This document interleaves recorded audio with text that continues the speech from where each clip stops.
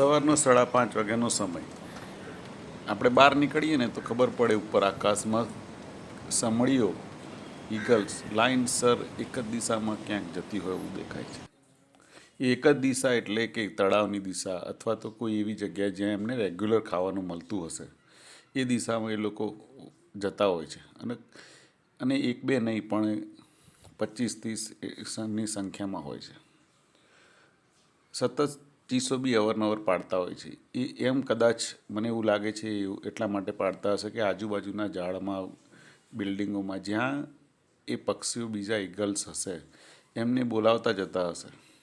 કારણ કે બંનેનો ઉદ્દેશ એક જ છે, બધાનો ઉદ્દેશ એક જ છે. સવાર પડી છે, ભૂખ લાગી છે, પાણી પીવું છે અને જેમ મારે પીવું છે એમ બીજાને પીવું હશે. જો કોઈને પીવું હોય તો સાથે સાથે આવી જાય, એકલા ના જવું પડે, બધા સાથે જોડાઈ જાય. આ જે ભાવ છે લગભગ બધા જ પક્ષીમાં જોવા મળે છે. જ્યારે બી જોઈએ તો એ ટોળામાં ઉડતા જોવા મળે અથવા એ 3-4 4-5 કબૂતર કે 3-4 કાગડા એકસાથે જોવા મળે. એ એક પ્રકૃતિનો નિયમ છે અને કદાચ જે એકલતા આપણા ક્યાંક ક્યાંક દેખાય છે દૂર કરવાનો આ જ એક રસ્તો છે કે જે તમને જરૂર છે એ બીજાને પણ જરૂર છે. જે તમે શોધવા નીકળો છો એ જ વસ્તુ માટે જ્યારે તમે બીજાને બોલાવો તો તમારી સાથે જોડાઈ જવાની સંભાવના વધારે છે. એક આ મેસેજ હતો. બીજો, એ જે ચીસો પાડે છે, આમ જોવા જઈએ તો કોઈ શિકાર કરવા ગયું હોય તો એ શિકાર કરતી વખતે અવાજ ના કરે, એવી રીતે શિકાર કરે કે જેનો શિકાર થવાનો છે એને ખબર પણ ના પડે. બીજી બાજુ એ જ સમયે નીચે કોઈ કબૂતર કે કાગડો કોઈની હલચલ નથી હોતી. બહુ મોડી સામાન્ય અજવાળું શરૂ થાય ને ત્યારે જ એ લોકોની હલચલ શરૂ થાય છે.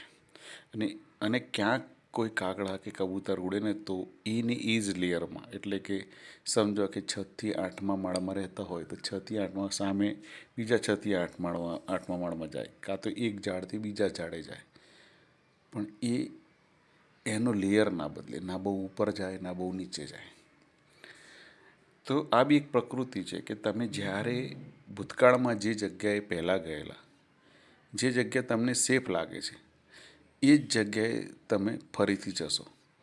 પણ જે જગ્યાએ તમે પહેલાં જોયેલી છે એ જ જગ્યાથી તમે શરૂઆત કરશો. આ જગ્યાથી બીજી જગ્યાએ જવા માટે નવી જગ્યા પસંદ નહીં કરે સવારમાં. બને ત્યાં સુધી પહેલાં જે જગ્યાએ ગયેલા હતો, જ્યાં એને પહેલેથી ખબર છે કે અહીંયા સેફટી છે, એ જ જગ્યાએ ફરીથી જશે. તો આ એક સમજવા જેવું ગુણ છે.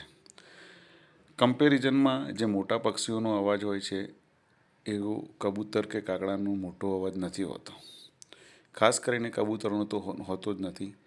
એકદમ નાના અવાજે કદાચ વાતો કરતા હશે અને એનું કારણ એ હશે કે એમનો અવાજના કારણે કોઈ બીજા પક્ષી ના જોઈ જાય અને બીજાનો શિકાર ના બની જાય. તો એનો અવાજ રૂંધાયેલો છે કારણ કે એ દબાયેલો છે. જેનો અવાજ રૂંધાયો એ સમજો કે દબાયેલો છે. આ એક સમજવા જેવી વાત છે આમાં. તો પ્રકૃતિની આજનો અભ્યાસ, આજના ગુણો સમજવાની મને ખૂબ મજા આવી. અશ્વિન શાહના. જય શ્રી કૃષ્ણ.